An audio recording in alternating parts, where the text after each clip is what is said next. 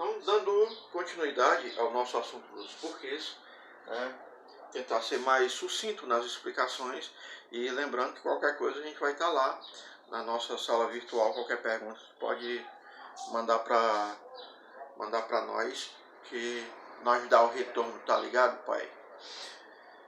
Porquê junto, né? Observar. O porquê junto ele vai dar a resposta. A função gramatical dele é introduzir a resposta. Por quê? Porque essa pergunta foi realizada com um porquê, né? Pronome interrogativo. Então, quando você faz essa pergunta, imediatamente, se necessita de uma resposta, essa resposta tem que ser introduzida por esse porquê. Para diferenciar, a escrita é junta, né? Por que você está aqui? Aí o cara vai perguntar. Porque, aliás, vai responder. Porque tenho que trabalhar. Né? Não sei porque ele voltou. Não é uma pergunta, mas a sua interpretação sugere uma pergunta. Né? O lado interpretativo da leitura sugere uma pergunta. Então, também para responder o porquê junto, né? Porque ele te ama. Olha, a resposta é migué, é certo? Sugestiva. O cara ganhar moral, tá entendendo? Na hora da resposta.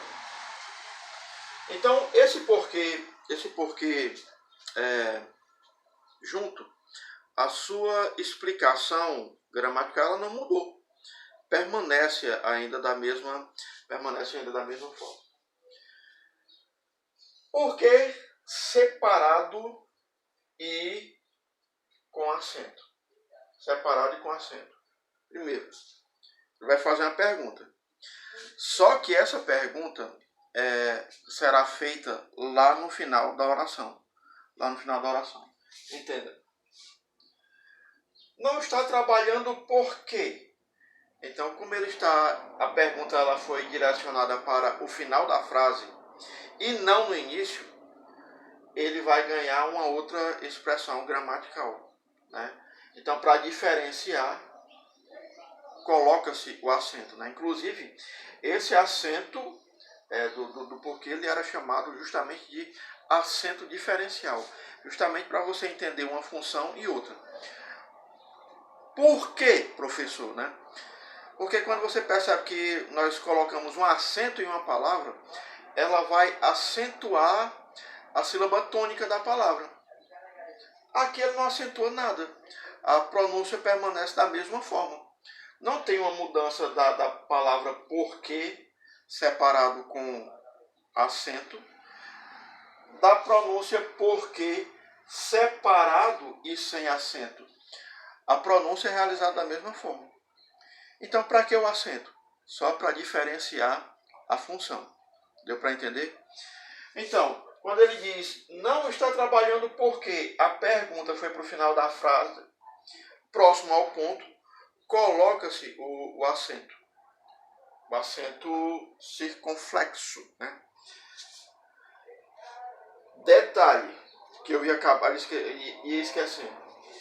Da mesma forma que aconteceu com o porquê separado e sem acento, onde pode ocorrer essa expressão idiomática, da mesma forma ela também pode acontecer com o porquê separado e com acento. Essa situação de colocar, em alguns casos, o por como uma preposição e o que como um pronome relativo. Qual vai ser a diferença, professor? O termo usado, ele vem para o meio da frase. Ele vai estar no meio da frase, certo? Introduzido, aliás, colocado no centro da oração. Isso também pode acontecer. Para diferenciar do porquê junto e com acento, nós vamos perceber o seguinte.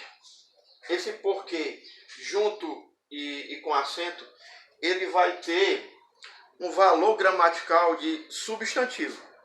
Professor, como é que ele vai ter um valor gramatical de substantivo? Pela seguinte forma. Ele sempre vai vir introduzido por um artigo definido. O porquê. E aí nós também já estudamos artigo no início do ano. Então a gente sabe que o artigo, a função dele é definir um substantivo. Então todo termo que vier depois de um artigo, automaticamente, seja ela a palavra que for, ele vai ganhar um valor gramatical de substantivo. Pode ser um adjetivo, pode ser um advérbio, enfim, pronome. Se vier depois do artigo, o valor gramatical dele vai ser de substantivo. Então, o porquê junto e com acento vai vir sempre introduzido pelo artigo definido por. Ok? Então, gente, esse é o nosso conteúdo de hoje. Suave, né? Para a gente iniciar a semana bem, sem estresse. Eu espero que vocês tenham entendido. Caso não tenham entendido, quando nós estivermos na nossa aula virtual, vocês possam me explicar o porquê de vocês não terem entendido. Ok? Tenham uma boa tarde. A gente se vê.